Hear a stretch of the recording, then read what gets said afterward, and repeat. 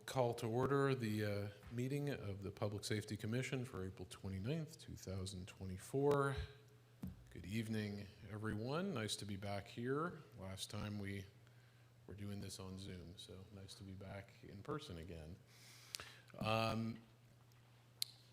Let's take our roll call for who's here tonight. We may have latecomer potentially, so we'll see if we have others here.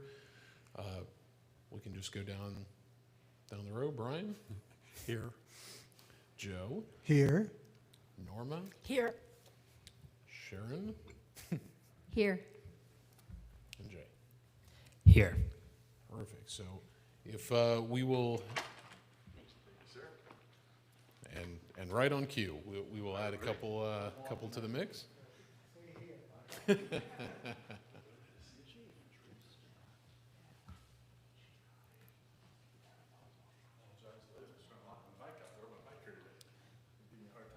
No problem.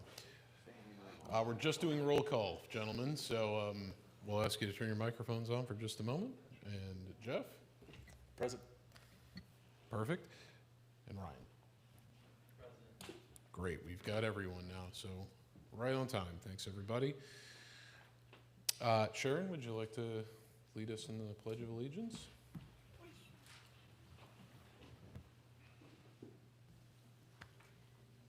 I pledge allegiance to the flag of the United States of America and to the republic for which it stands, one nation, under God, indivisible, with liberty and justice for all.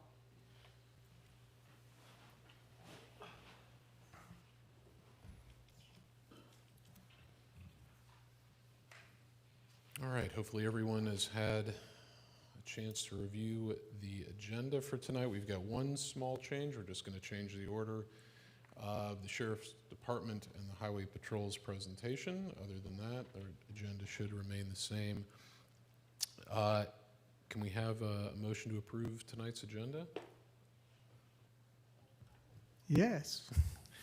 And a second? I'll second. Perfect. All in favor? Aye. Perfect. Agenda is approved for tonight.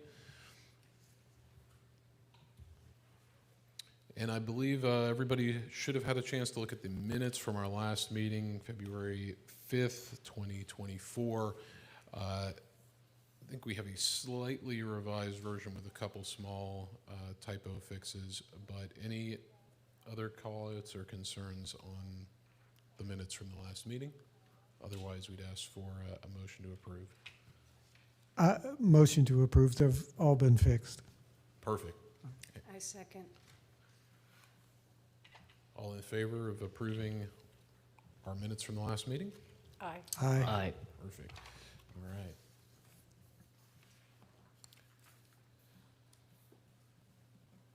So why don't we go through if any announcements from the group, and then otherwise we'll move forward and get started with our presentations. We can just go down the line. Brian, anything to discuss? Nothing substantive, I don't think. Fair enough. Joe? No, thank you. Norma? I have nothing today. Sharon? I'm good. Jeff? Nothing to date. Ryan? All right, and Ryan and Jay, both? We've got a quiet and efficient group tonight.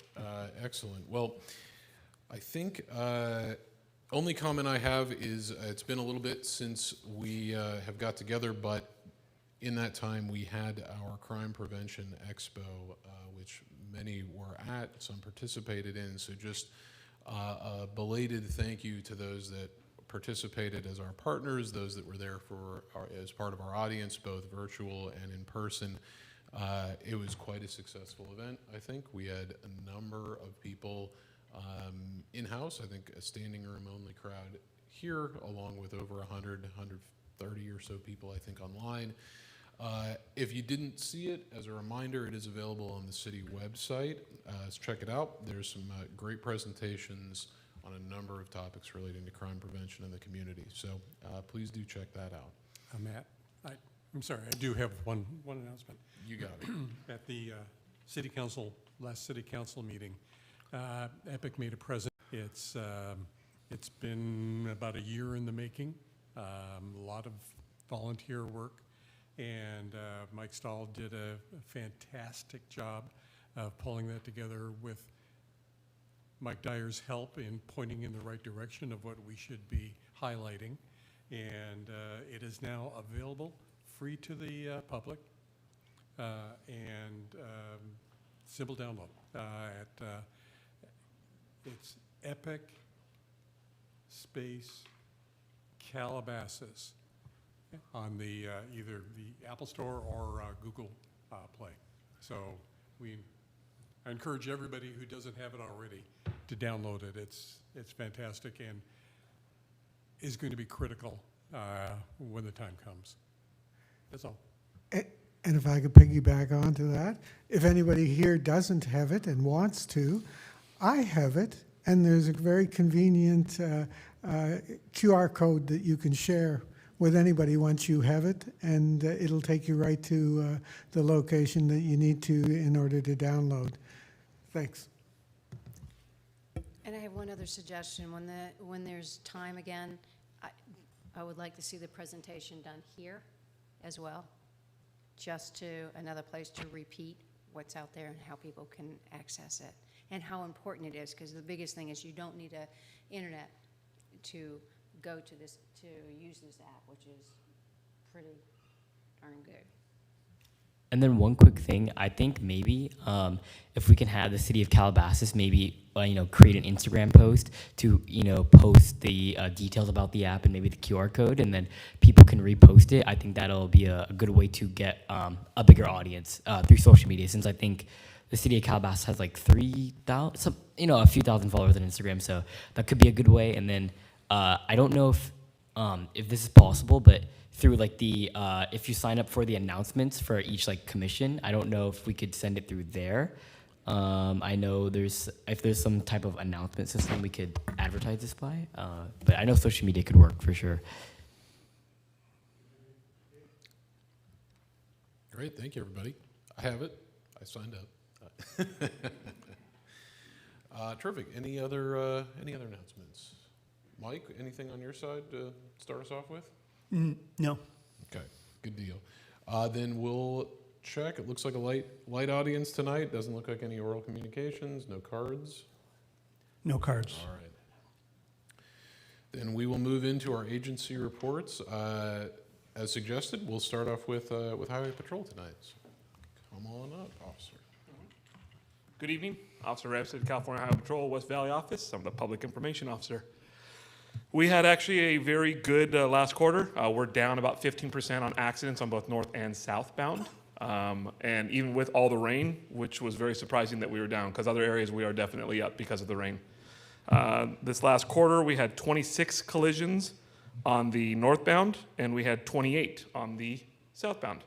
The fatals that we had were actually covering both ends of that. There's one that happened in December with a person driving underneath the truck, but that was before this last quarter. And we had one just a couple, 3 weeks ago, same situation with the trucks. So our officers are looking at stepping up enforcement, making sure that the trucks don't stop and park along the side of the freeway. The goods and the bads, the good is it doesn't go careening off onto one of the roadways. It doesn't go through the fence. The bad is, well, exactly what happened.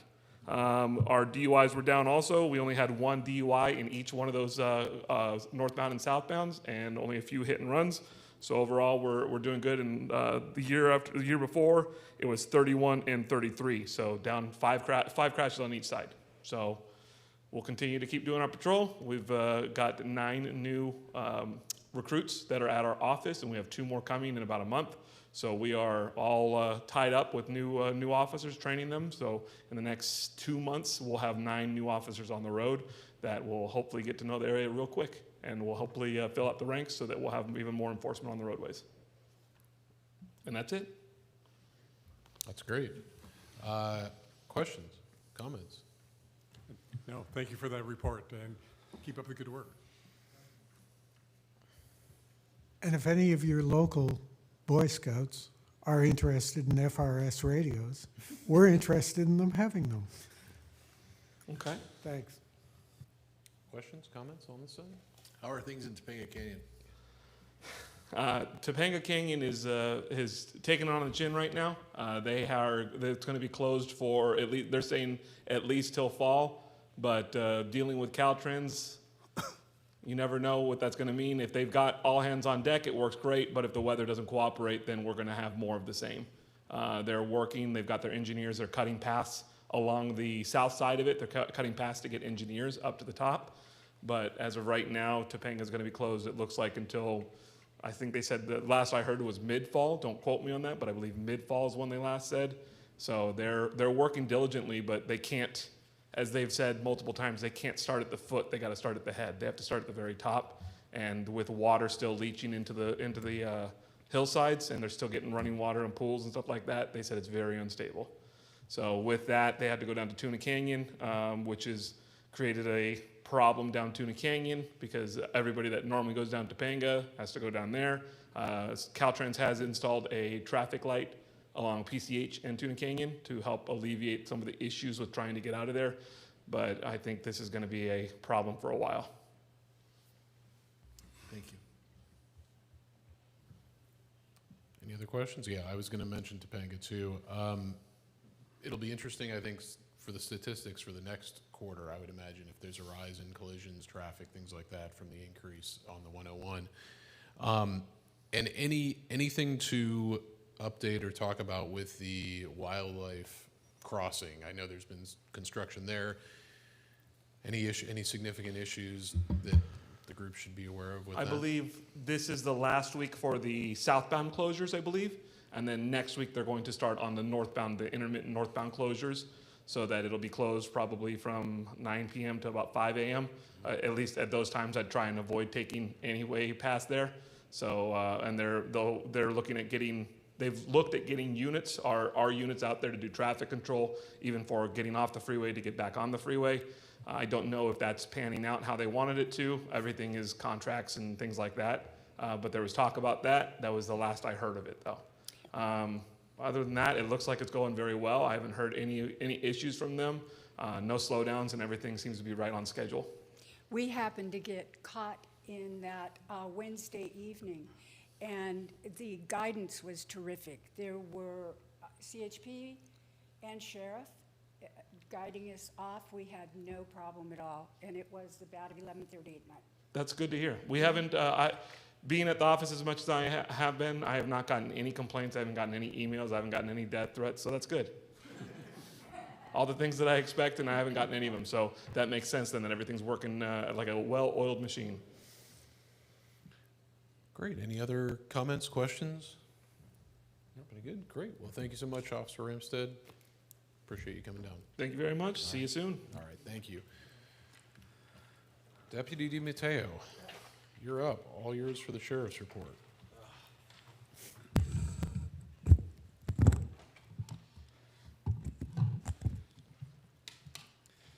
Okay, I am Deputy DiMatteo of the Los Angeles Sheriff Station, and I have the crime reports for the months of January, February, and March 2024.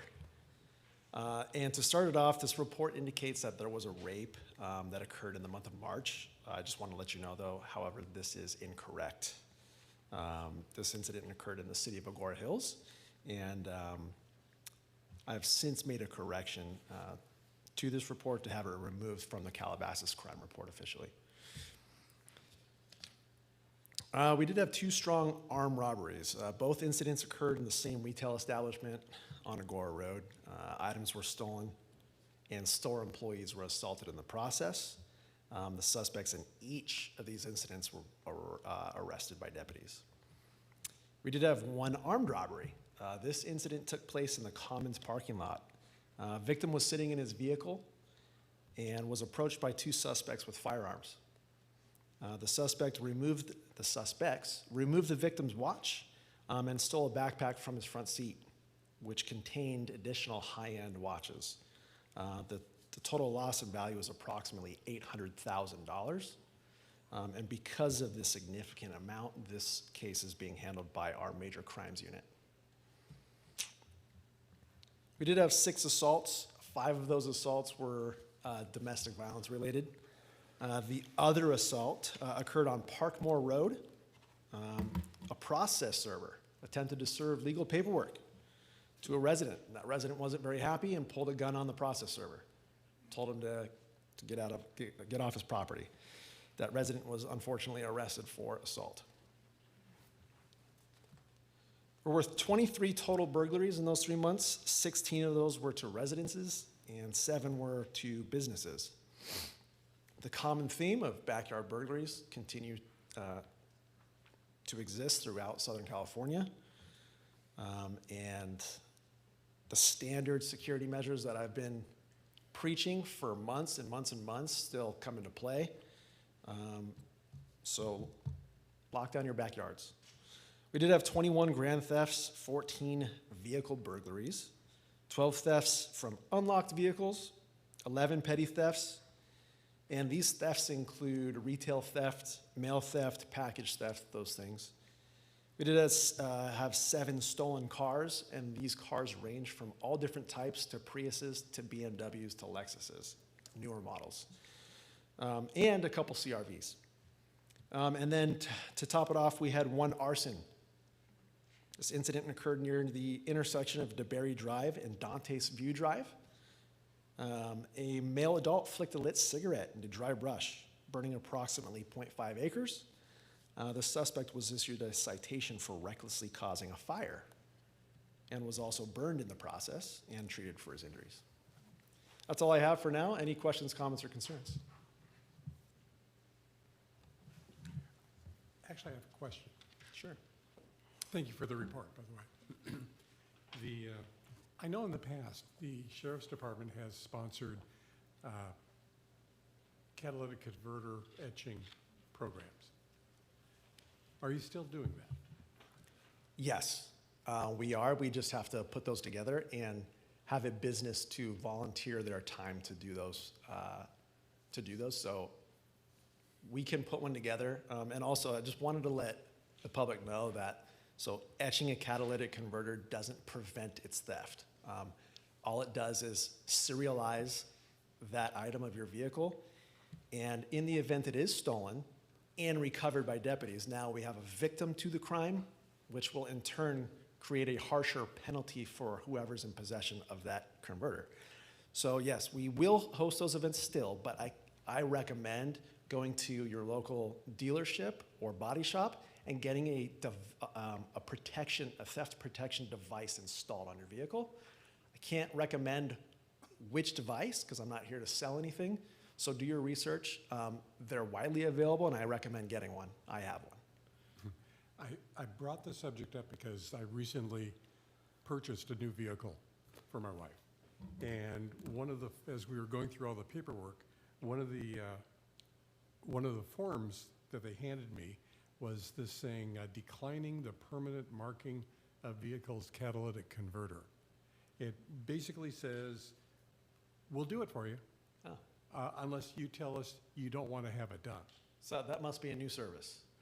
And if we do it for you, we're going to charge you $2,800. Oh, lovely. Yeah, no, we do it for free. So if Big so, difference. yeah, so we'll I look decline. around to see if we can get a body shop to agree to volunteer a day to do that, and we'll get in touch with you guys. Excellent. And is that still a big item now, the catalytic converters?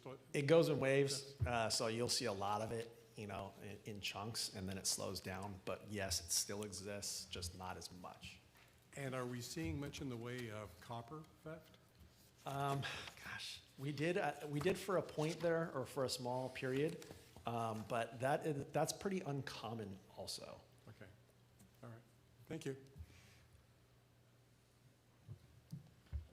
I did have one question, and it is from the Calabasas J-Team report. So I don't know whether you're able to answer this or not. There was an item there that said that the J-Team verified the residences of 290 sex offenders within the Calabasas jurisdiction. So I'm trying to get some perspective on that, whether exactly what the Calabasas jurisdiction are, what are the boundaries? Is that just the city of Calabasas? And is that an unusually high number when you consider the relatively small population? Also, it's not a typo, right, in terms of the number? I mean, it could be because 290 is the penal code that identifies somebody who is a sexual predator. Okay. So it could be. It seems a little high to me also. I believe that number is well into the teens, actually, for Calabasas. Yeah. So I know the J team was requested to be here today, but they had prior engagements. So I'm hoping that they attend the next Public Safety Commission meeting, and they can be more equipped to answer those questions for you. Right, because I'm presuming that these are all public documents, and if people search them and they find that information, you know, they might be confused by it as well. Yeah. Thank you very much. Thank you.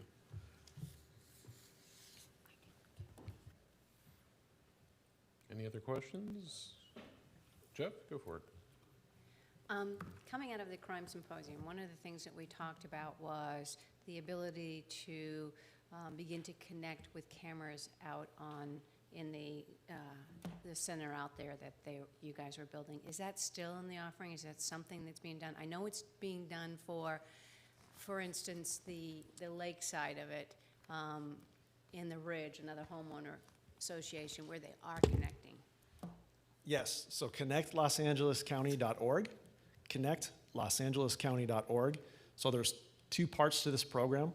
There's the camera registry program, which means you can register your personal cameras Right. that face open space, Right. public space, right? We're not veering into private property. Correct. So any of your cameras that face your backyard into the hillside or into your front yard into the street, you can register those cameras with our station. And what that basically does is it lets detectives know that there are cameras at that specific location. So now if there's a crime committed in that area, we don't have to go door to door. We just know that, hey, there's cameras there, and we will reach out to you to see if you caught anything. And then there's the integration program. This program, I believe you pay a $300 fee to get software that will enable you to integrate your cameras with our station. Basically make your cameras viewable at our crime center. So yes, we are pushing camera integration with businesses and HOAs. Right now, I believe residences can do that, but I don't know if that's what's being targeted specifically. Right. So private residences into the integration, not so much, but businesses and HOA cameras, yes. And I know there's at least one HOA in process, and I know that on the lake we are doing the same thing. Yes, yeah. I believe our Lieutenant Foss has been trying to get a hold Yes. of whoever's in charge of the program at the Yes. lake Yes, to get that integration complete. thank you. Can I ask a follow-up question real quick? Thank you.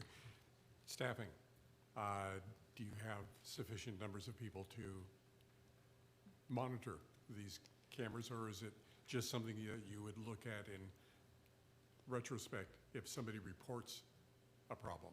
Staffing is an issue, absolutely. So that right now is preventing us from doing it 24 hours. So yes, but right now there are specific shifts designated to that, and I know we're using reserves and volunteers. So, but yeah, staffing is an issue. Have you had any luck with apprehensions in some of the home robberies in Calabasas? And these, if you have, are they part of the traveling group that's coming up from South America, going through backyards like we have one in my neighborhood, as you're familiar with? So not that I'm aware of. Okay. Not Are that we having certain areas that are being affected more than others that people should know about? it's everywhere. Yeah, unfortunately, it's everywhere. It's very, very tough to catch them. So that's why the crime center it's a pretty big plus. Also with the camera integrations and registry. So also just look out for your neighbors, look out for each other. If you see something weird in the hills or behind your house, call it in. And just say that you see something suspicious so we can come and check it out. So, but yeah, no apprehensions. We're pretty successful on the path of like retail theft. So our detectives that handle that are excellent, and they are. If so, one of the big crews stealing from Ulta, they've been identified, and unfortunately, some of them are juveniles. So the J team can probably touch on that. But yeah, so the retail theft is a little bit more successful than residential burglary because of the dynamics that come into play. So, but yeah, I guarantee you, if we do arrest a Chilean burglary crew, everyone's going to know about it. And the reason why I brought it up was because Orange County I'm sure you probably heard that Orange County caught a couple of them down there. I was curious if they're the same group up here. That's why I asked. Yeah, there's so many crews that exist though, so, and also in the event that one's arrested, another one that just takes their place. Right. So it's gonna be pretty Thank you. difficult to combat. One other thing I wanted to ask you about, I signed up for Nixle, and I get emails. I get an awful lot from the Ventura County Sheriff's Department, many more than are identified as LA County. And it leaves me with the impression that, they're telling the public when they're making arrests, which I would think would be helpful for the public to know. So I'm not quite sure why there is a difference between what's put out there by Ventura or LA County. I mean, I know that there are different jurisdictions, but is there any program, or am I looking in the wrong place for the types of updates where they let you know, whether they apprehended certain criminals and exactly what they were doing? It's a good point. I believe we have a civilian employee that runs our social media accounts, including Nixle. I don't know much about the app, but I can look into that for you and let you know. I've never actually been on Nixle, so I would be interested to see if we could get more announcements on arrests made on there. So I'll look into it and I'll let you know. Okay, thank you. Mm-hmm. But yeah, a couple things. Thank you for the report. The good news is the numbers seem pretty stable, we'll call it, at least across from the past couple years. One question I wondered, just from a statistical side, we know obviously there's a lot of theft from our retail establishments. Is there a way to break that down in this report, where when we're seeing the larceny numbers, if it's personal versus business, kind of similar to how the burglary is? So is there a way? Probably. But I don't know the answer to that. Fair. Yeah, I know we have grand theft incidents, and so I'm just going to assume that the grand thefts on this report are mainly retail based. Okay. There are a couple other incidents that exist, like purse snatches, and someone's out to dinner and they get their credit card snatched, because they hang it over the back of their Yep. chair, their purse, and then their card gets used at Best Buy for $1,000 before they can pay their bill. Stuff like that exists. But we can assume that most of these are retail on the grand theft. Yes. Okay. That's helpful. I think it's just, we break it down in a lot of ways, but I think that one's important because we know that's obviously an ongoing problem. And then one other note, I just noticed we've got the change numbers on here, which is helpful. It seems like we had a percentage number on there at some period over before. Might be helpful just as quick reference if we're able to add that back in. I noticed that today. We did lose it. I don't know why. Okay. Some other stuff were added in here, like Right. thefts from lockers, boats, and aircrafts. Yeah. Not really sure how that's relevant to our station. If we get an aircraft stolen, it'd be good to know. But Yeah. yeah, I don't make the crime reports. I know it's like a county-wide thing. Okay. And yes, also, we don't have a crime analyst at our station currently, so accessing this information is very difficult in the first place without one. But we are getting one. Okay. I know we are getting one, I think, next month. Well, we can add that to the list. which is excellent. Only other comment was kind of related to the camera feeds. Mike, is that I'm not sure. Do we have that listed on the city website for a link to the site to sign up for the camera access? I'm going to have to check. Yeah, it might be something worth adding to the public safety. I know the city's traffic cameras are in the feed, and we're waiting till we upgrade our camera system here to put these cameras on the feed. They're not going to do anybody anything. They're old cameras, but But I think just we the definitely link. support it. Yeah, I think just the link to connect would be helpful, and if we even to Jay's point, to use our social to help advertise that a bit would be great too. I know they're on sheriff's social media, so if you Okay. check our Instagram or Facebook or whatever you got, I know that it's been advertised, but it's also a good idea to have it on the city too. Couldn't hurt. Couldn't hurt. Great. Any other questions, follow-ups? No questions, but I just did want to mention that Mayor Weintraub also mentioned it in one of her weekly emails to the city. So I think it might be up on the website already. I'm not certain. Could be. I had one more thing. I mean, while we're talking about cameras, I know Deputy Mateo knows, we have, as you all know, we have 18 Alper cameras located throughout the city. And just as an idea of what kind of traffic volume we had here, we just had under 4 million, what we would call plate reads from the 18 cameras in the last 30 days, and 1,000 hot plates coming in and out in the last 30 days. So, I mean, there's a lot going on, a lot of traffic. The more cameras we have, the better out there. Mike, what's a hot plate? Other than something It's not a hot plate. It's not a cooking device. There's something that may or may not be looked at by law enforcement. So out of curiosity on that, so if the office gets a notification on, hey, this plate just entered the jurisdiction, I mean, that's an incredible volume of plates coming in. How do you prioritize? I mean, obviously, I would imagine if it's a felony, if it's a violent crime, something like that, it's going to prioritize. But is there even a world to respond to a fraction of those? You just have to, you just have to delegate. Yeah. Yeah, so the higher the severity of the read, the more attention it's going to get. If it's something simple and we don't have the time to respond to it, then we'll get them on the next one. Right.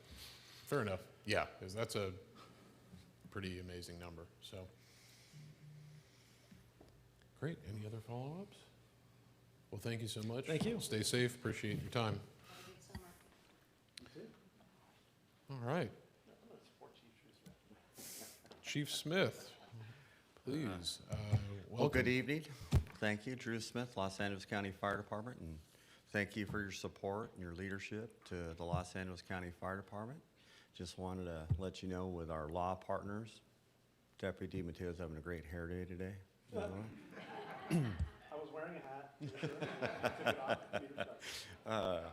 So I have January, February, or March. I consolidated at that. I didn't see anything out of normal, but just some recaps.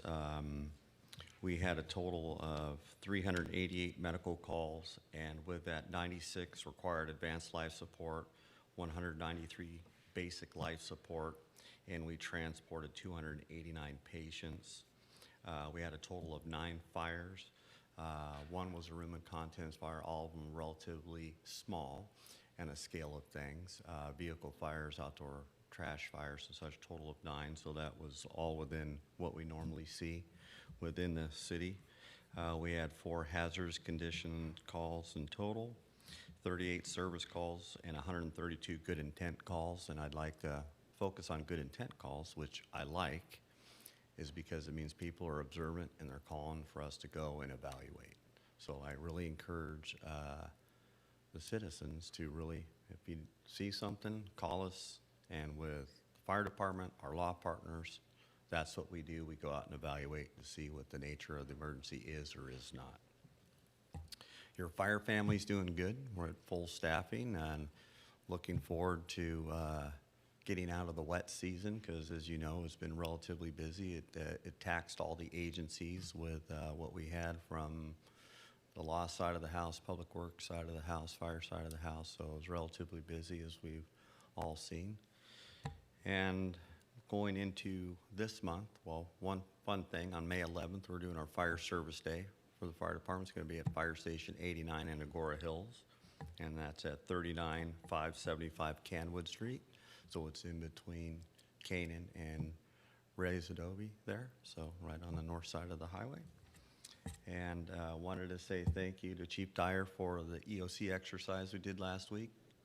And I started this off by saying partnership, and that's what that's about, is that partnership on how the functionality of city government and emergency services and EOCs all interact in case we do have an emergency. It's having that face-to-face contact and seeing how we can all play a role and support each other for that. So thank you for that.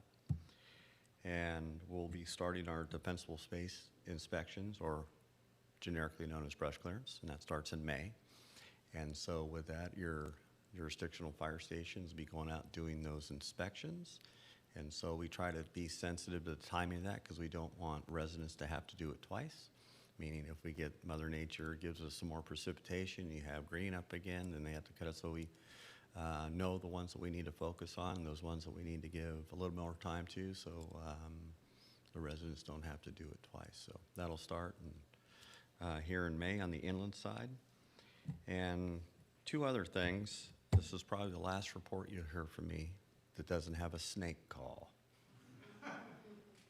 So we just, driving here coincidentally, we had to land an air squad in Malibu for a young lady that was bit by a snake and flown to a local hospital. Yeah, just so that triggered it. So this is going to be the season of snakes that are going to be coming. So I know everybody in the COG here competes for the amount of snake calls. So we'll see who has a running total this year. So yeah, so snakes. So just for people that are out there, just be really, really cautious when you're outside around your home or whatever. This is the time of year those rattlesnakes come out. Then to couple on to our law partners, it was mentioned, is the canyon roads. Speed, speed, speed. We don't enforce the speed, but the law and fire agencies are on the receiving end of the consequence of what happened with speed. And the ticket's the little thing. It's the life safety component behind the traffic on the road system. People in a hurry because maybe the routine has been modified because canyon road closures.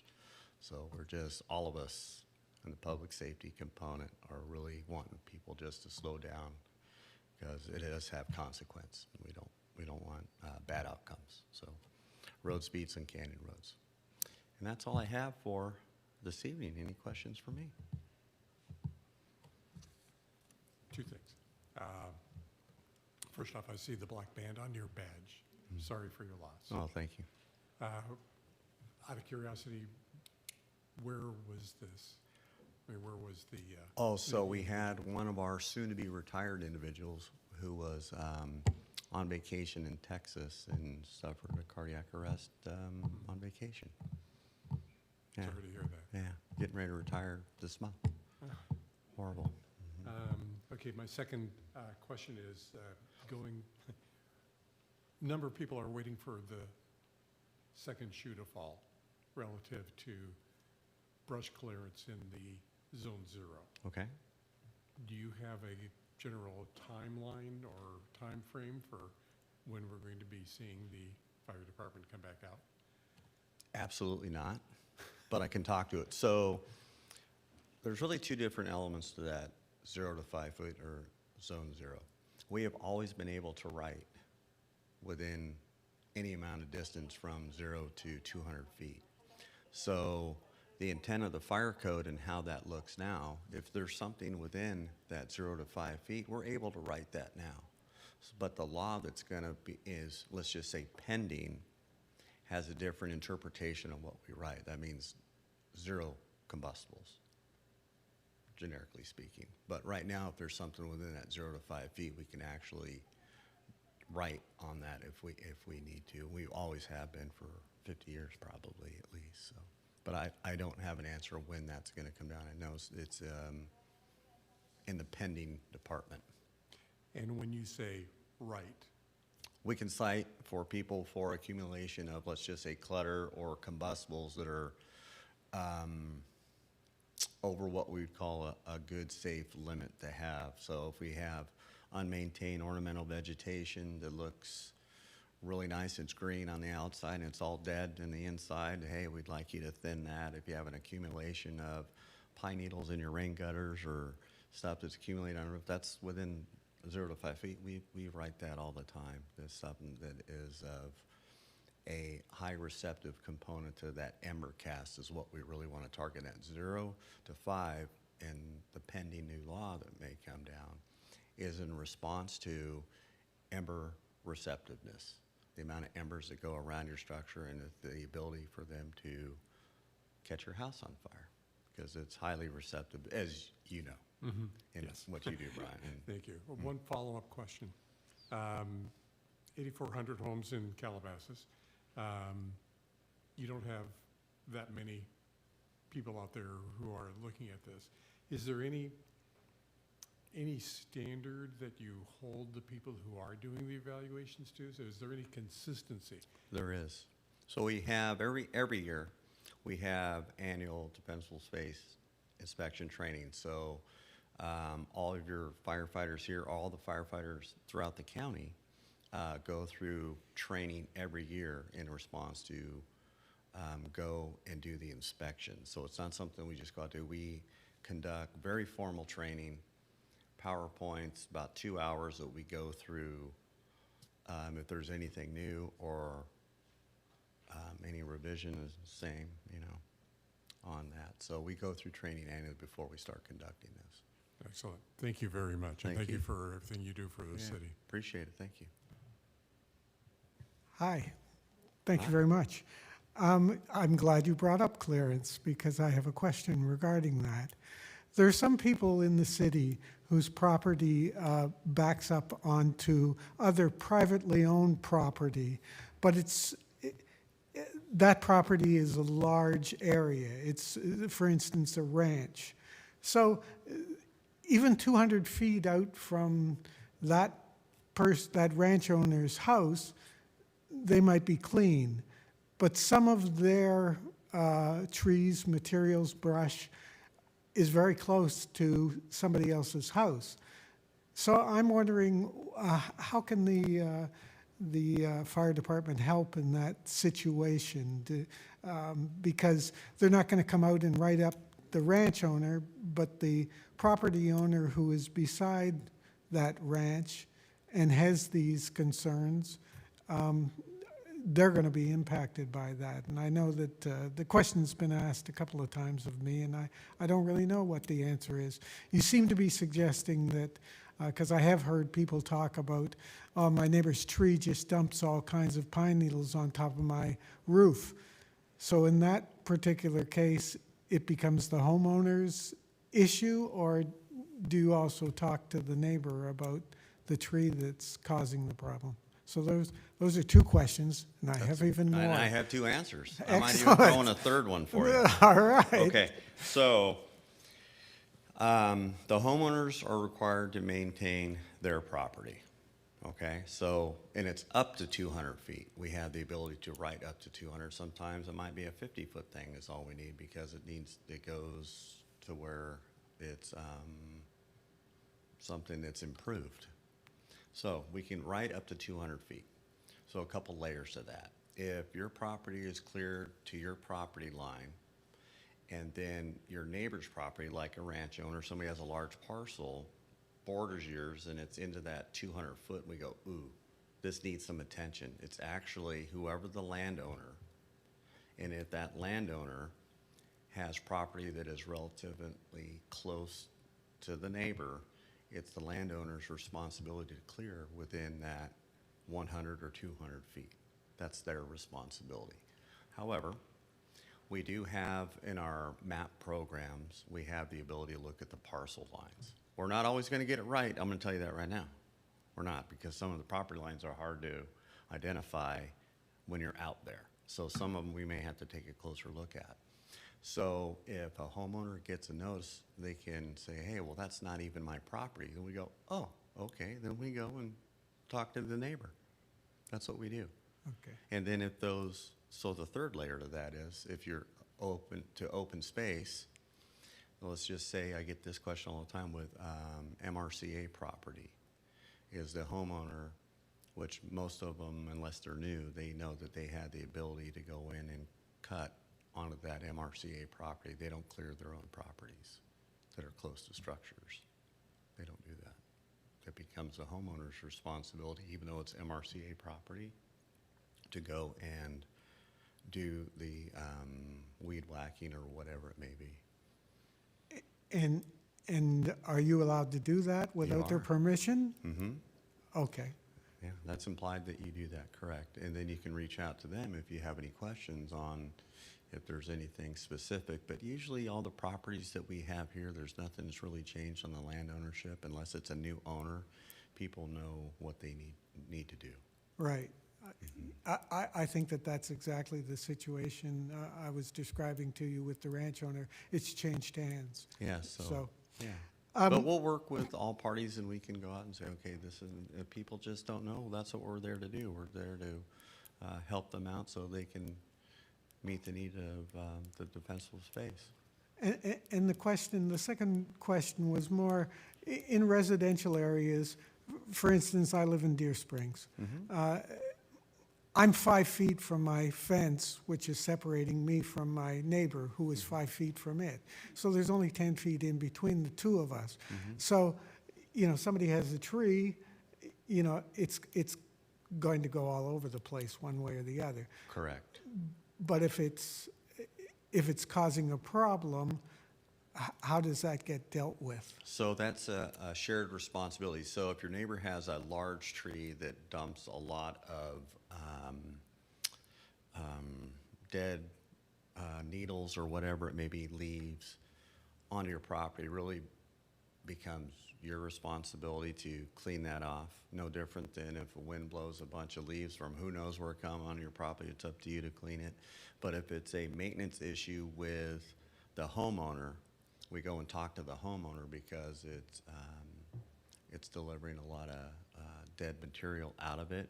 We could write the homeowner and, or I don't know, citation sounds so aggressive, we write the homeowner and ask them to, what you'll call thin the tree or lace the tree to manicure it some, so it eliminates that. Right. Are there any standards as far as residential areas that say you can't have a tree above a certain height or width? Usually the tree comes into a couple things. If it impedes our traffic, or if it's within proximity to a roadway with vertical clearance at 16 foot or less. So we need that clearance.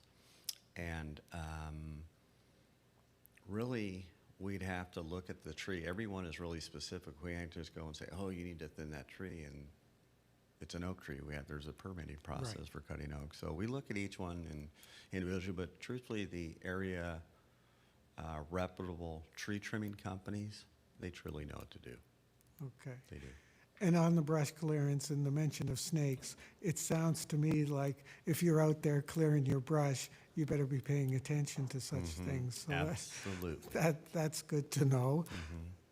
I wanted to ask you about the Topanga access. I realize that it's outside the city of Calabasas, but any fire that comes knows no borders.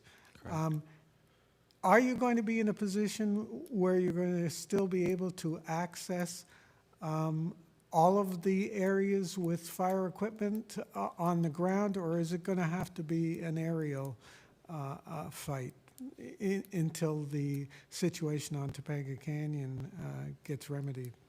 So the good news is you get both. Oh, You get ground firefighting resources and you get air firefighting resources. You get both. okay. So those lands that are there fall within the state responsibility area. Well, what does that mean? That means you're going to get fixed wing aircraft, air tankers, assigned to any fire, so we'll have that on the initial attack response in additional to our 3 aircraft, 1 from LA City. We have our contract air as well, so we'll have always have a robust air component to when we have a fire mission there.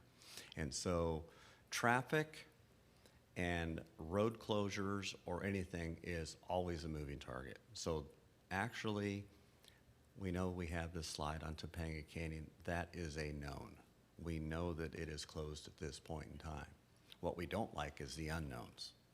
Those unknowns is when you have a traffic collision or you have anything when you're going to a response. Those unknowns we don't like, but this is a known. So we have to not react to it, but respond to it. So we know the area really well. We have our traffic plans, how we're going to get our resources in and out. We have the aerial reconnaissance from our helicopters to provide that intelligence. So, and with the unified command structure that we have with our law partners, how we're going to communicate any of the traffic needs from resources to get in or an evacuation order, that is all coordinated with law. Great. Thank you very much. You're welcome. Appreciate the Great answers. questions.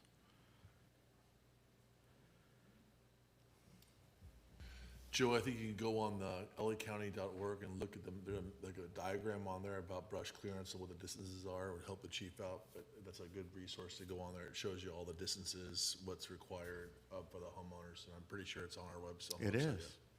Yes, sir. It's a great resource for the public. Chief, just a segue on Joe's is there the Topanga plan to get to evacuation since the southern tip of Calabasas bleeds into the canyon a little bit? Is that reverse 911, the evacuation plan with everything being closed, are you working on an alternate plan for that? I mean, for our resources to get in, or fire resources to get in, and then for the people to get out? Correct. I'm curious, with the sheriff being closed, or the CHP mentioning being closed for so long. Right. So we already have met with the leadership with Highway Patrol, of course, Captain C2 and myself. We've been talking about this continually, even with the mud and debris potential. Now we're transitioning into spring, summer, so we are looking at those plans on how we're going to navigate traffic. But once again, there's only 3 components to evacuations. It's an order, warning, or shelter in place. And every one of those components, the only thing that is constant is time. And so with that, we have to look realistically on where the fire starts, its direction of travel, how long it's going to get to a certain spot, and then within those zones, we can look at what evacuation component we're going to implement. Proactively, what are we doing? We're putting up basically storage containers in geographically desirable locations. So the deputies, CHP, all law that need to manage the traffic, barricades are already in there, and so they can go to that and they can set up so we can help with the efficiency on a traffic plan. So we have built in what we would call a Topanga plan that talks about a lot of different scenarios on how we're going to do it. And with the 9 evacuation zones, then Sunset Mesa, the very south, being the 10th, we look at those zones on what we can do to manage that traffic and how it's going to look. But it is going to be challenging even if all the roads are open. And it's different compared to if it's a 8 in the morning fire, a noon fire, or midnight, 2 in the morning. The dynamics and complexities are different, but we are aggressively looking at what our options are to be as efficient as we can in the nature of that type of evacuation component. Thank you. Great question. Because it will impact a couple, and it will impact Calabasas because everything, especially Old Canyon, leads straight into here. And if we had to send stuff up that stunt, Sharon and down Piuma, it's going to end up on Las Virgenes. So, yeah. But any communication you need on that, I'll be glad to share that with you. Brian? One final quick question from me anyway. I understand that there is a partnership between the fire department and the Las Virgenes Municipal Water District to create the orange inflatable refueling tanks for, can you give us an update on that? I can. So I had to cancel on a meeting, by the way, because I got pulled. But yeah, so what we're looking at with Las Virgenes Municipal Water District is their land that they have tanks, and if we have enough space to put a fixed tank there, which is called a dip site.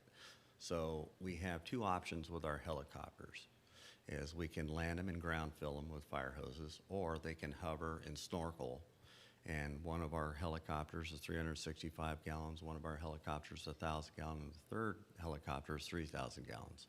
So with that, we need to look at, no pun intended, donuts, round areas, that are 200 feet that we need, so we have the rotor distance and the working space that we have. So we have to look at obstructions, how their angle of approach can be, angle of departure when the aircraft is hovering, and do that. So all the Las Virgenes Municipal Water District properties they have that have these tank locations, or let's just say a water source, we're looking at our options of, can we put a 200-foot circle there and put a fixed tank? Is basically what we call it's just a big tank with a top cut off it. They can come up, it's like a doughboy pool, if you will, is what it looks like, but they're fixed tanks. It's a great question. So we're exploring that right now. But we have the ability to set those up if we have room. We have them mobile. So if I call for one, we can get one set up where we have a need. So we have those, your fire department already has those available to pre-deploy and set up. So it's not like you're not without. You're welcome. Questions? Everybody good? Just one note. With I think our next meeting is until after the 4th of July, so clearly a busy season for your team. Any suggestions as I know I personally have a handful of fire extinguishers around my house. Just a reminder for maintenance on those, and it's great to have them. It's not great when they don't work. Any suggestions for people to check around, what they're looking for, how to test them, things like that? Fire extinguishers are like auto insurance. You don't need it till you get in an accident. So with that, they should be serviced every year.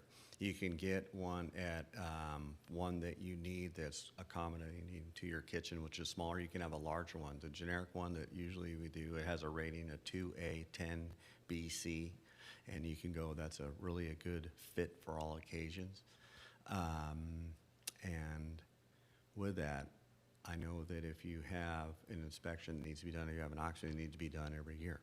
If for your home, they should be done every year. We know not everybody does, but it's really easy. It has a gauge, it's in the green.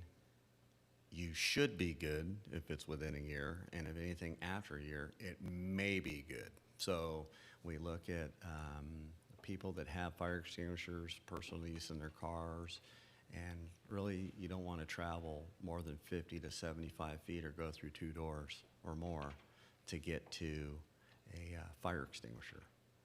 You want to make them to where everybody knows. Great, thank you. Especially with barbecues and fireworks. Fire extinguishers are always handy. Terrific. Any other follow-up questions before we let the chief go? Great, well, thank you so much. Stay Yeah, safe. perfect. We appreciate the time. Any questions, call myself, but if you want the right, just call Megan. She's the brains behind the operation. Thank you. Thank you. All right, we'll move along to our to any updates from our subcommittees. I know we've got a bit of an update from Norma and Joe. So why don't you guys start, and then we'll check in with the others. Sure. Our main diligent work was for creating a CERT foundation with bylaws and using the FEMA resources for a guideline. We put together, and I think Debbie sent you all of the all of it, so you know what we were doing. I used many resources. Many cities have wonderful certs that are active and working well. Especially, I had a lot of help from Rich Garvey in Malibu. They have a great cert program. And actually, Mike Dyer gave me that lead, which was really great. So you have all the information. We'll be looking for recruits, cert recruits, and we have that to work on yet. Actually, our current CERP group, they're all CERT members, so we hope to have them be our first recruits. And we'll look forward to getting information from Debbie about folks who have completed the CERT training for the past years. I know we have several CERT members here. So, a lot of work. We enjoyed it a lot, and I think you'll find it pretty thorough. If you have any question or comment, either Joe and I, or actually Mike Dyer, I think. Yeah, I think, were we going to run it through you back before it gets to me, or it doesn't matter to me, but did you want, I think Joe wanted to see the comments. Yes, I'd be very interested in anybody has any comments. I know that Debbie suggested that you send them back to her. Yeah. So they'll come to us one way or the other. Yeah, if you would, just send them to Joe and Norma, and also just copy us, and then we'll schedule a meeting once we have all the comments, go through them, and then we'll set probably an opening day down the road. We have to, after here, I have to bring it to the city manager, let the city manager look at it. Right. Well, the other part of this is that Joe especially has been working with the FRS radios and getting them distributed, and I'll turn that over to Joe. Right, which has been part of the outreach that we've been doing. And as a result of Mayor Weintraub's shout out about it in her weekly, we've had 63 new inquiries, and we are planning a distribution event for this Saturday. We actually have more than that now because they keep coming in every day, and we just got another group of them. So the city is, of course, providing all the radios, and we are in a position that we can get out as many as we possibly can to the public. It's very heartening to see so many people responding, and in particular, we're also tracking what particular Genesis Protect zones these people are in, which gives us a sense of how much coverage we've got all over the city. So ultimately, if you think about it, if everybody in Calabasas had a set of these, the city could be assured that they have the ability to receive vetted, reliable information in an emergency when nothing else is available. So that's a big plus, living in Calabasas, because as everybody knows, we have challenges in terms of even cell service here. So something like this is very important to the whole public safety effort. And speaking to that, perhaps our members might like to have an FRS radio. Let us know. Yes, Matt has his. I know Jeff's got some serious equipment from the fire department, but if he'd like a set of them all, I think it's a good idea, because as public safety people, we should know what's going on in the event of an emergency. There's a good possibility, as Chief Smith said, if somebody's called to shelter in place, well, that's important for them to know, and know as soon as possible, because that's a different thing than evacuating, that's for sure. Thank you. Thank you both. One suggestion, because I can never make the check-in time, I would suggest maybe we do an evening check-in one time. We are on that, All right. and the suggestion is we might be doing one on a Thursday night at like 7:30. But yes, I happen to have a 9 o'clock Zoom this past Wednesday, so I set my alarm early and got up for the check-in. And I was pleased to find out that I could hear everybody perfectly. And we actually had somebody using a method calling in from Buenos Aires, one of our local residents who is a ham operator, and he came in so clear and so powerful that I went, what's that technology? So I asked Norm Goodkind, who you may be aware of, is our communications guru. And Norm says, oh yeah, I got one of those. I could show you how to. I said, yeah, okay. So, Good deal. Yeah. Appreciate that. It's a great piece of technology at no cost to the community. So yeah, definitely support that, and all for the evening check-in when we can. All right.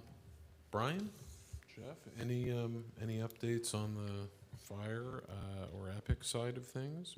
We haven't had a chance to work together in this last quarter. No, I do not. We've both been busy in different directions. I have nothing for Epic, but I know Brian does. Okay. But, from the standpoint of emergency preparedness, I mean, we're really tickled to have the smartphone app now out and available. We are,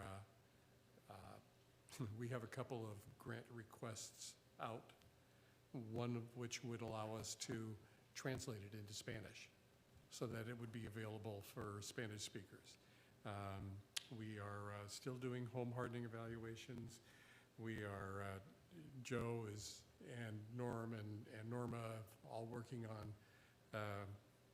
the communication aspect, the echo of it, and that's moving along very nicely. And we've got something else up our sleeve that it's too early to talk about, but we're not sitting still. We're continuing to reach out to residents and get them involved and aware and educated of this lovely city that we live in that comes with some problems, like rattlesnakes. That's all. Great. Thank you. Ryan, Jay, any updates on anything from our student or school side of things? I know things are just starting to begin to wind down in a way, but any updates on your side? Yeah, so I do have some updates from both I think last time I mentioned this from a wellness standpoint and then a security and safety standpoint as well. So the district is, at this point in time, I think, last meeting, they were in the middle of trying to implement new security detectors into their school in terms of checking in students with IDs, to make the integration for students, when they're coming into school, when they're leaving school, a little bit more seamless, and as well as for their attendance. So, all of the students who weren't there would be like marked absent on on a database and things like that. So it would kind of help improve security through that. There were some technical issues with that, so it hasn't been implemented yet. It's been tried out. There's been a trial. I know a few weeks ago they did one trial, but that hasn't really worked out as they planned. But I think they're going to be reworking on it over the summer. There have been some other concerns in terms of the district focusing on just different things. So from like a wellness, side of point, I think I mentioned about the mental health counseling thing there. I did a research project evaluating the effectiveness of the counseling services in the school district, and I presented that to the superintendent in the district, and they used those findings to kind of restructure the services there. I've kind of built a rapport with the principal and the superintendent, and I think we're going to be working on some things to increase youth engagement from public safety matters as well. So I will definitely bring up to him. I actually just talked to him this morning, but I will definitely talk to him after AP exams. To kind of maybe increase, the youth exposure to CERT training and things like that, and usage of radios. And I think and Ryan and I will get into contact with you guys, and we'll definitely pitch it to the district. and see where their stance is on that, as well as advertising to the mayor's youth council to help push all this stuff through their Instagram page, and maybe create like an event or some type of thing to kind of increase youth exposure as well. And one last thing, I think for the Every 15 Minutes program, district hasn't really been so favorable towards that. But I with the new principal and everything, and they just had a lot of things that they were dealing with school-wise. But I think that we may have to schedule a meeting to see what their viewpoint is, and maybe implementing it down the road, and just seeing where they go from there. So that's pretty much it from our point. Great, thank you for that. I think anything that this group can do to support what you guys are working on, especially as going into the summer. In theory, there may be more time to give some attention to some of these things. Let us know. I think we're always supportive and happy to sit down with superintendent or anyone else, principal, anyone that'll listen. We're happy to talk to. So yeah, feel free to call it out. I think there's a lot of opportunities. I think with CERT, hopefully, I think CERT would be great once that program is up to get a, because it is 16 up. Is that right for CERT? It's decided cert to cert. Got it. Okay. So we've got the opportunity to engage for sure high school level students in that and get them to participate in some way, I would imagine. Depends on the program. Right. We'll work on that. Well, terrific. Well, thank you guys. Sharon, I know we spoke briefly about just following up on security company, the security company conversation from our Crime Prevention Expo. Did you want to speak to that a little bit? One of the things that we did at the Crime Expo, Crime Symposium, is we brought all the different security companies up that run through the city, as you guys know. Because I wanted them to sit there and partner and realize that if something's happening on your side with your security company, that this person over here knows what's happening too. And that's the only way we can start to begin to tackle this. So I wanted to find out that was one of my key things. That was one of the things I felt strongly about partnering, as you think of ways to protect our beautiful city and the residents in it.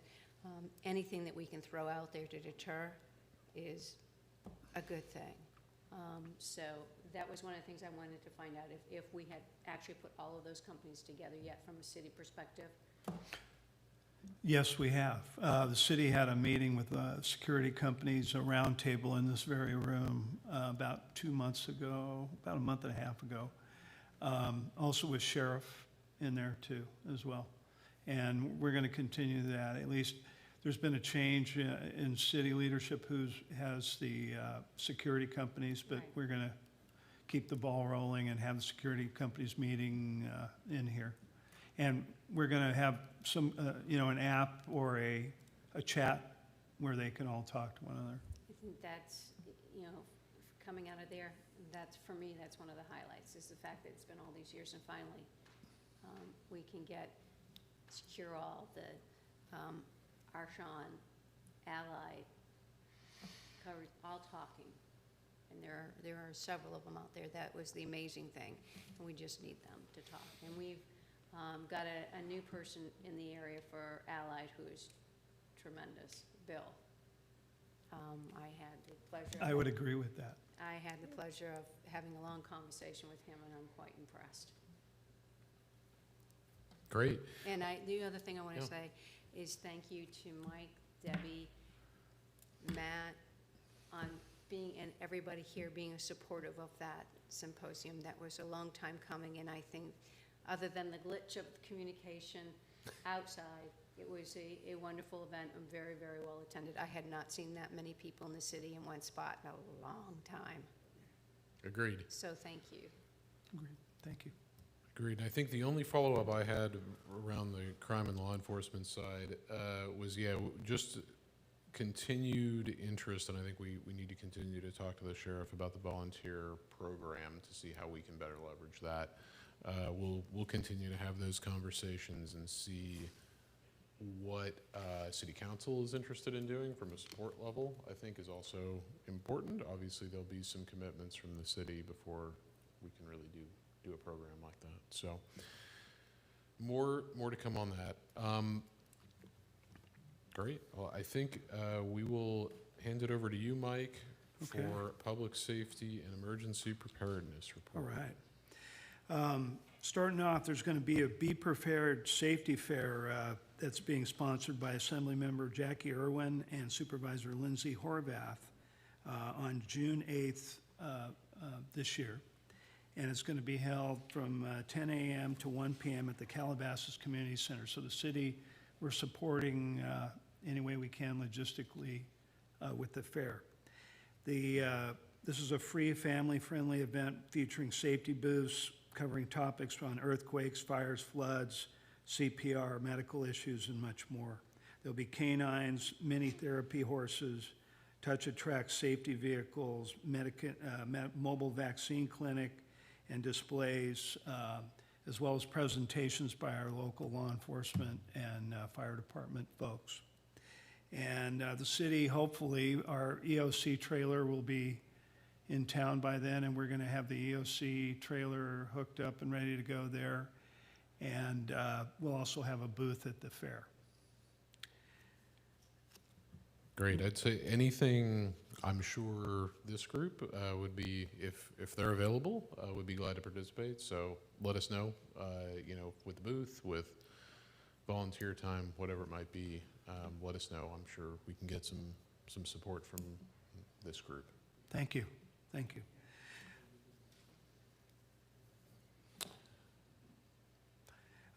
Next, I'm going to make a plug for something the city is going to come out with in the near future.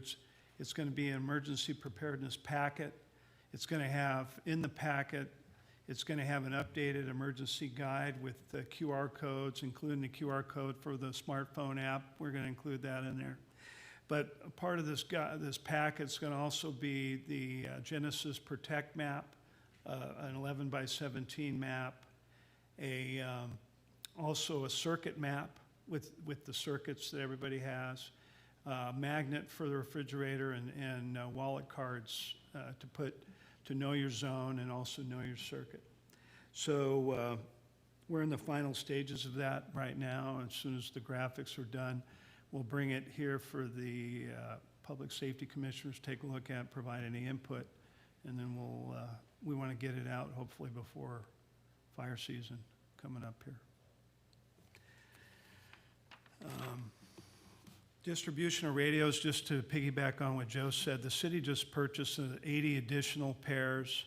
I believe we've given 30 out to Epic, 30 pairs so far, so we have 50 more pairs if the need is there. And we'll order more as we need them, so we'll get them out. Ham radio training. Today we had 7 folks from the city attend ham radio training. And there's going to be another ham radio training day on May 6th. We have 7 more slated to take the ham radio class. So that's great, having additional ham radio operators here. As I said, the mobile EOC, we're just getting the final, the decals were put on it and didn't quite make muster, so that we sent it back. And the decals have to be right. So we're waiting on that. The Starlink satellite system is working. Everything else is working on it. So hopefully it'll be here soon. It'll be parked in the sheriff parking lot. We've secured a space for it there. But we'll do a day here where everybody can come and look at it. We'll do an announcement and an event for it. SMMC fire grant. We received some additional funds, which we're using for the emergency preparedness packet, and also a chipper day program and home hardening program that will work closely with EPIC to develop those programs. CERT training, I think Norma and Joe covered it. The only thing I want to add to it is we have a hybrid CERT training class scheduled for August 10th, and that's going to be the all day. That's going to be the follow-up after the hybrid. So that's going to be the all-day hands-on. And it'll also be August 13th, because you can't, it's a 10-hour day to do the hands-on. So we're breaking it up a little bit into 2 days so folks can make it.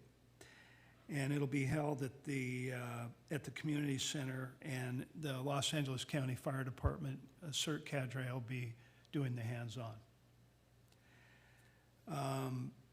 FEMA update. We recently received about $500,000 in FEMA reimbursement for the winter storms in January 23, and we found out we may be eligible for this year's rains and storms. So when the opportunity, the notice of funding opportunity comes out, we're going to apply. There's some areas that had some damage along Old Topanga Canyon, and as it's said in the report here, the McCoy Creek Slope, also behind the Tennis and Swim Center, has been an issue.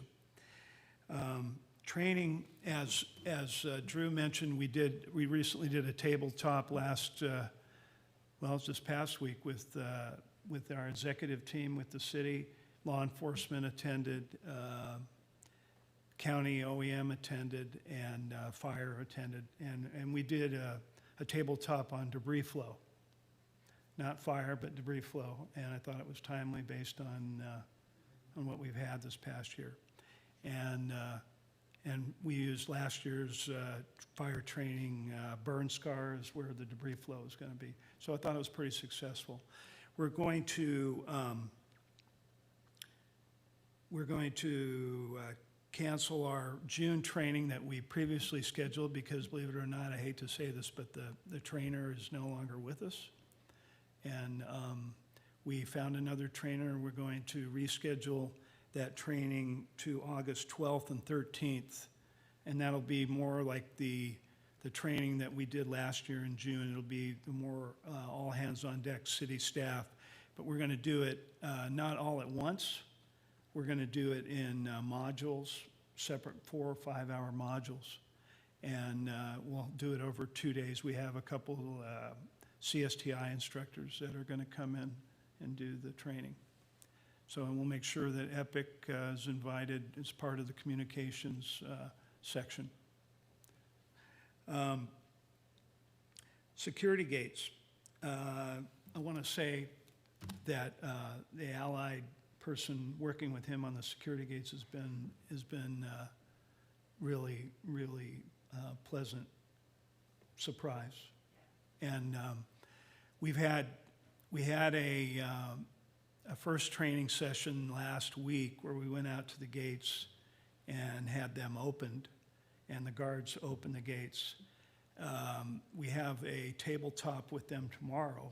So every 2 weeks, and so hopefully by May 30th, when we have the real big exercise where all the gates are going to get opened,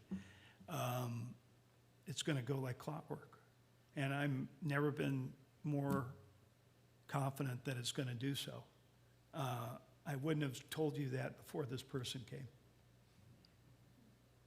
So, I mean, I think there's still some complexities, making sure they have to bring guards in to back up the guards that are going up to unlock the gates. And there are a few gates that had locks, where they, if you don't take, and I've got to talk to fire department and law enforcement, make sure the locks are put in the right position on the gates. But anyhow, it's a success, and I think on May 30th we're going to be, we have a time standard that they want to meet, and I'm not going to say what it is right now, but I think they're going to be okay. So more to follow on that. Hey, Mike, quick Yes. question on that one.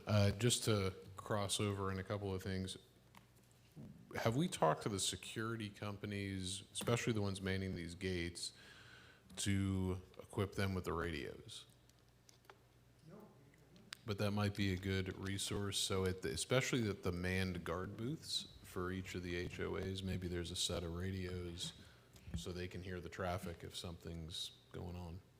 Well, I'm going to jump in for a second. I know that some HOAs already have radios, so some of that's already been done. I would just be curious if the guards have access to them. Oh, they do. Okay. That's how they communicate. Great, great. And I just want to say, the other thing that I was approached with from one of the security companies was to get CERT training as well. And I thought that was a really good idea. Not, you know, they know it's on their own time, but they've asked. And just kind of a follow-up, Mike. The follow-on CERT training and the second day of the exercise, you have them both for August 13th? So the exercise here is going to be for city staff, Okay, so, okay, so there's no conflict? 'Cause- yeah, there won't okay. be a conflict. All right, thank you. Sure. Okay, and two more things. Their plans, hazard mitigation plan is still in the hopper. It's up at Cal OES. And our plan here doesn't expire until August, so, and we don't have any grants in place, but I'd say this is, you know, these plans take a long time to review, and then it has to go to FEMA for final approval. The continuity, I'm happy to report the continuity of operations plan for the city, the business continuity plan is complete.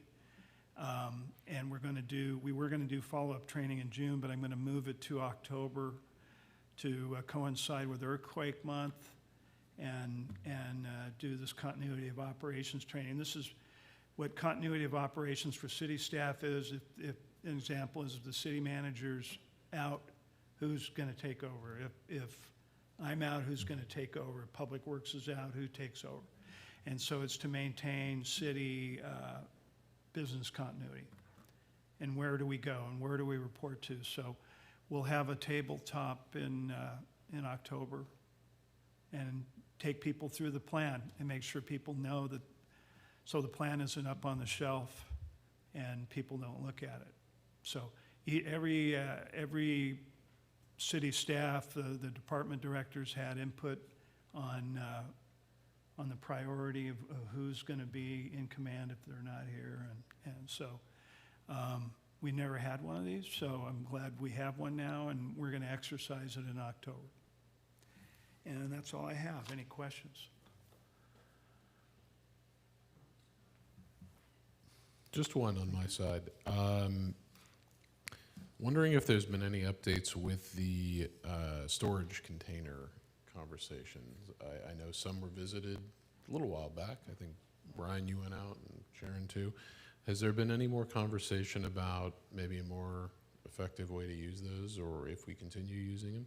We've had a lot of conversation. We're going to place it under CERT, and one of the CERT team members is going to be in charge of the containers with the city's support.